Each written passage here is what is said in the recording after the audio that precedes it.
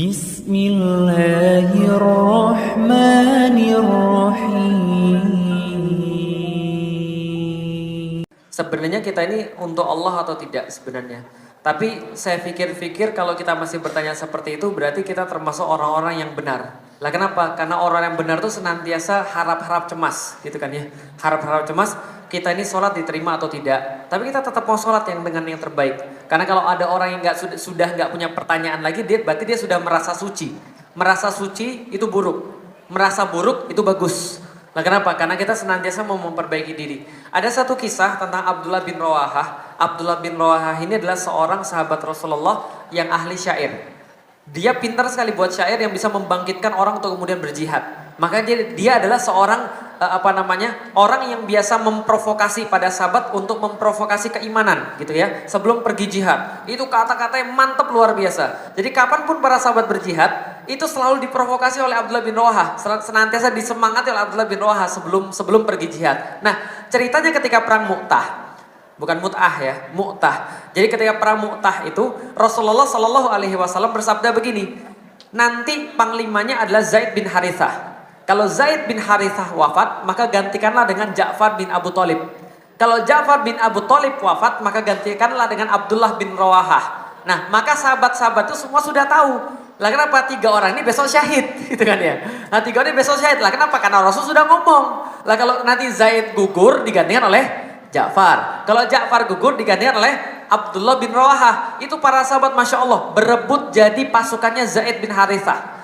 Lah kenapa? Pengen wafat duluan. Itu kalau para sahabat begitu, berebut paling wafat. Siapa yang pengen wafat duluan menghadap Allah Subhanahu wa taala. Yang kedua adalah yang paling cepat penuh adalah pasukannya Ja'far bin Abu Thalib. Besoknya benar. Ja'far meninggal, Zaid meninggal, lalu kemudian diambil Ja'far, kepemimpinan itu Ja'far meninggal. Ketika Ja'far meninggal, Abdullah bin Rawahah itu ketika melihat bendera la ilaha illallah Muhammad Rasulullah yang penanda pasukan paling depan atau penanda pemimpin itu jatuh ke tanah, diambil itu kemudian benderanya, pas mau maju dia agak sedikit dredeg gitu loh.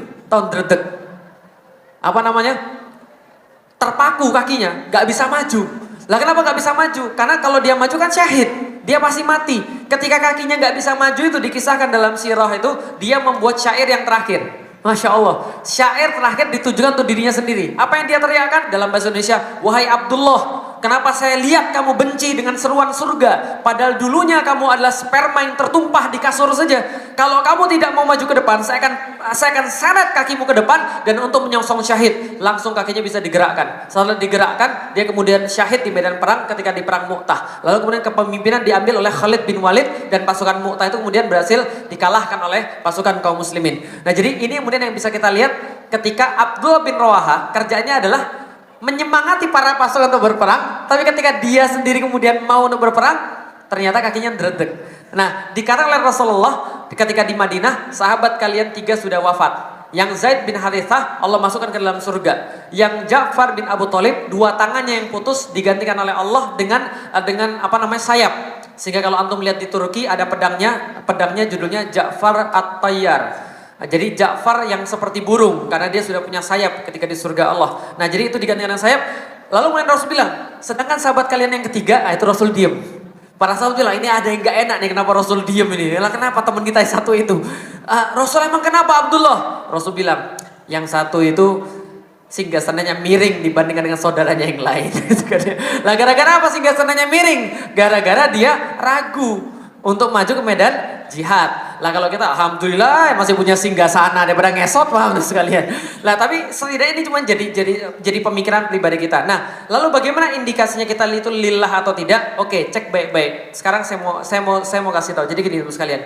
Orang itu Allah satu-satunya yang membuat dia terpusat atau bukan, yang menjadi sesembahan satu-satunya dan tidak ada yang lain, itu bisa dinilai dari beberapa. 1, coba perhatikan sehari itu antum berapa lama mikirin Allah, berapa lama mikirin yang lain. Itu penting sekali karena orang senantiasa membicarakan sesuatu yang dicintainya tanpa sadar. Jadi kalau antum tiap hari ngomongannya adalah tentang ya selain Allah, apapun itu, ucapan-ucapan selain Allah, itu tanda-tanda antum harus kemudian introspeksi diri. Jangan-jangan yang lebih antum ngomongin jangan-jangan yang paling sering antum ngomongin bukan Allah Subhanahu wa taala, tapi yang lain. Bisa dipahami sekalian. Tapi kalau setiap hari antum sering omongin, sering pikirkan, sering kemudian menyita perhatian antum, yang tadi saya bilang akifun tadi, ya akifun itu artinya tersita di situ. Antum nggak bisa dipalingkan oleh yang lain. Antum pengen denger omongan tentang Allah, pengen ngomongin Allah, pengen baca tentang sirah nabawiyah, pengen ngomong orang tentang Allah.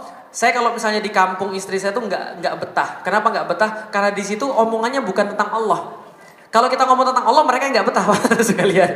Tapi ya kira-kira itulah namanya dakwah. Tapi maksud saya gini, ada kecenderungan antum pada Allah atau bukan? Sering kali ngomongin Allah atau tidak? Gitu kan ya. Tapi kalau misalnya teriakan-teriakan yang lain, yang diomongkan bukan Allah, hati-hati. Hati-hati betul. Jangan-jangan bukan Allah yang di dalam kepala Anda. Yang kedua, lihat teman-teman antum. Lihat teman-teman antum. Yang teman-teman dekat itu orang-orang yang mengingatkan Allah atau bukan? Lah kalau ada temennya ternyata temennya ya yang gitu-gitu gitu kan ya. Tiba-tiba bapak saya nanya pada saya, kenapa sih kamu diusirin di mana-mana? Saya juga nggak tahu, saya bilang. Padahal saya lihat, saya sipit nggak juga sih. Kemarin ada yang sipit masuk pesantren nggak ada masalah, Pak, menurut sekalian. Jadi kayaknya bukan karena sipit juga sih. Karena apa ya? Karena saya followernya banyak, enggak juga sih. Oh, bapak saya bilang, salahmu cuma satu, kamu nggak bawa duit itu aja. Jadi gitu. Nah, coba lihat tamasil tadi. Tamasil tadi kan lihat ya, yang mengalihkan perhatian antum. Antum marah gara-gara apa? Coba lihat. Hati-hati. Antum marah gara-gara apa? Apa yang bisa buat antum senang? Apa yang bisa buat antum marah? Itulah tamasil. Yang dikatakan di dalam Al-Quran.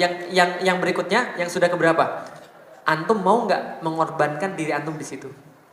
Kalau antum sudah mau mengorbankan diri antum di situ, insya Allah itu sudah jadi tamasil. Seperti yang dari tadi sudah saya jelasin.